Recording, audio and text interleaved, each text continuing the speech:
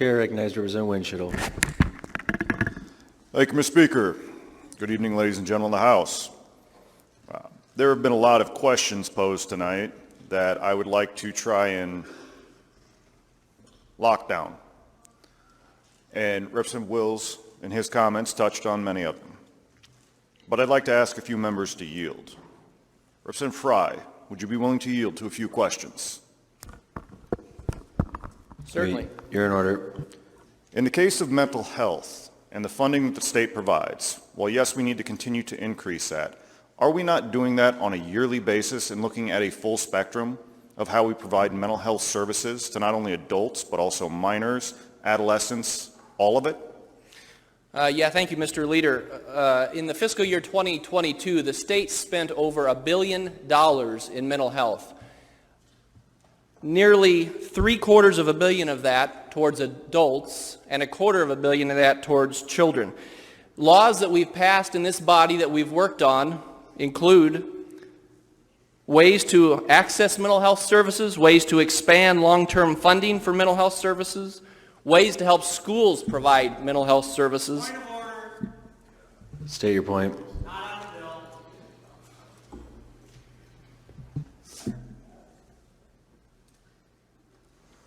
Your point is not well taken. Representative Fry, you may continue your comments. Thank you, Mr. Speaker. And besides fiscal year 2022, the last 2 years, we've increased that funding by over $41 million. So Representative Winchell, we continue to look at mental health services in the state of Iowa and look at ways in which we can enhance Iowans' health with the funding and the laws that this body has passed. Thank you, Representative Fry. I do appreciate that response and that education for the body. To my colleague from Polk and his concerns about that this is not on topic in the bill, this topic has been discussed on this floor. People have brought up the fact that we need a full spectrum approach or a more comprehensive package. I'm merely trying to demonstrate to this body so that they can make an informed decision that we are addressing all of these issues. So thank you, Mr. Speaker, for allowing this dialogue to continue. Representative Nordman, would you yield next? Will the gentleman yield? I will. You're in order. Thank you, Mr. Speaker. Representative Nordman, as the chair of the Education Budget Subcommittee, have we, you and I, and the Speaker and colleagues in this chamber not already begun comprehensive discussions on what we are going to do to improve school infrastructure when it comes to safety and when it comes to having situations that are a crisis situation like an active shooter? We have, not only have you and I, me and the Speaker, but me and the entire caucus. We've discussed this in caucus at length. And we have a bill that has a subcommittee tomorrow that addresses many of those issues. And we are going to continue to work on that and bring that to the floor of this chamber so that this body can vote on it yet this session, correct? That is correct. Thank you, Representative Nordman. I appreciate it. Representative Thompson, would you yield? Will the gentleman yield? You're in order. Thank you, Mr. Speaker. Representative Thompson, I just want to cover a few things in here, and I'm pretty sure I'm well versed in the bill, but please clarify for me.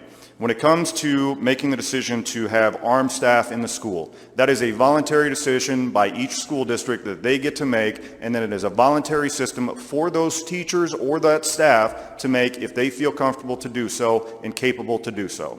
That is absolutely correct. Okay, for the training protocols that we have established in this legislation, are they not in some cases more extensive than what an average rookie law enforcement officer would have to do to qualify to be an officer of the peace? That is correct. They qualify more often than badged officers. Okay. Representative Thompson, you and I have both served in the military as well as many in this body. You and I have both been in some hairy situations, which I will not go into in this debate on the floor. 7 minutes is an eternity, is it not? It certainly is. A lot can happen. How long was response time in Perry? And I'm not saying anything bad with law enforcement. First responders in the Perry incident did exactly what they should to the best of their capability, and they did a phenomenal job. How long was the response time? We are told in the ballpark of 7 minutes. From the time the call was first initiated to the time law enforcement arrived on the scene, 7 minutes. Correct? That's correct. Okay. Let me ask you this. The hypothetical got brought up that a pass-through bullet by a teacher could hit an innocent student and cause harm or death. Could that not same scenario happen if it was a law enforcement officer going into the school that does have bullets that will penetrate a body and put a person down? Could that same scenario not happen? It could. The only caveat I would add to that is obviously they are trained and they know what type of ammunition to use, which would prevent that scenario, but yes, you're correct. And that would be part of the protocols under this bill that will be established by the Department of Public Safety in consultation with the Iowa Law Enforcement Academy, correct? That is correct. Okay. Thank you. Thank you, Representative Thompson. I appreciate it. Folks, our children are our most precious asset. They are. We all admit that. We've had a very healthy discussion today on plenty of topics.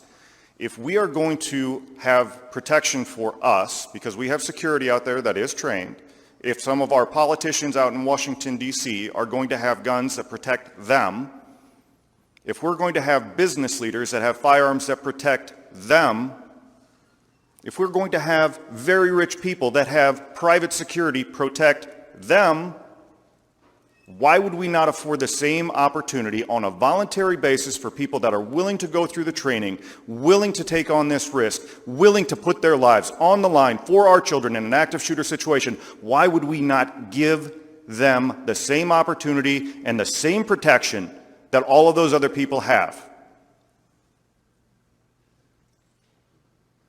People with bad intentions are going to do bad things. People with good intentions are there to stop them. When you have a response time of anywhere between 3 and 7 minutes, as Representative Wills pointed out, how many lives can be lost? A lot. Having somebody there on the scene that is right there, that is trained, that knows how to get to that classroom, that knows how to get to that auditorium, that knows how to get to that ball field, can be there in seconds. And trust me, look at the data. Look at the statistics. Seconds count. Seconds save lives. Representative Thompson, would you yield for one more question? Will the gentleman yield? You're in order. Thank you, Mr. Speaker. So when we were addressing this issue last year in a bill that I worked on with my colleague from Polk on the training aspect, we ran into some stumbling blocks because of the insurance question, correct? Yes, that's correct. In your opinion, would you like to see laws that we pass have a de facto veto given to anybody outside of this chamber or this legislature to have a de facto veto? Absolutely not. We should be dictating policy. Thank you, Representative Thompson. So, that was all I had for Representative Thompson. So, what we have in this instance are insurance companies that have a monopoly on insurance in Iowa for our local schools. And these local schools, like Spirit Lake, Cherokee, Woodbine, I-35, I can go on and on and on. I have talked with these school board members. I have talked with some of these superintendents. I have talked with some of the teachers that want to be able to protect their kiddos. These insurance companies have a de facto veto. That is not okay. They came in and they told Spirit Lake, we're not going to insure you. That is not okay. This bill provides an opportunity for those school districts on a voluntary basis who want to protect their kids with an opportunity to seek a different carrier without having to spell it out in the bill. Simply by the training requirements that we have in this. I've had numerous conversations with insurance providers outside of the one that has a monopoly. They've said they're willing to do this. They've looked at the language in the bill and they've said, yes, we can do this. We do this for other schools in other states.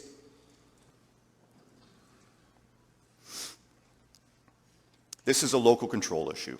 And I know we talk about local control a lot up here, but this provides the local community to be able to have the opportunity to talk with their school board, talk with their administrations and say, yes, we want this or no, we don't. And if they don't, and the school board does something different, they can vote them out. But if they want it and they don't do it, they can vote somebody new in. This is a broad spectrum approach. While it may not be all encompassed in this one House file, we are working on multiple different aspects to provide the safety and protection and quality of education and the environment for our children to grow and prosper. Please, hear the words that have been spoken here tonight, not just by me, but by my colleagues. We can all work together on this, and we can provide the safety that our children deserve. Thank you, Mr. Speaker. Chair recognizes Representative